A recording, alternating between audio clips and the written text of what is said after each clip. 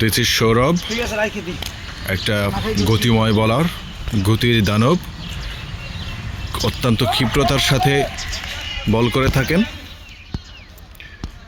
আজকে তার হাত দিয়েই বিজয় ইনশাল্লাহ দেখা পাবে আমাদের এই টিম। তিনি অত্যন্ত মেধাসম্পন্ন একটা বলার, অত্যন্ত দক্ষ একজন খেলোয়াড়। তার নিপুণ একটা বলের মাধ্যমে একটা সিঙ্গেল হলো, এইমাত্র আমরা সিঙ্গেলের দেখা পেলাম। আর প্রথম বলে সে একটা উইকেট তুলে নিয়েছেন। এখন সে আবার বল করার জন্য তার নির্দিষ্ট স্থানে চলে গেছেন। সুন্দর একটা রান আপে সুন্দর একটা বল কোন দিক গেল সেটা দেখতে পাচ্ছি না। এই যে দুর্দান্ত ফিল্ডিং।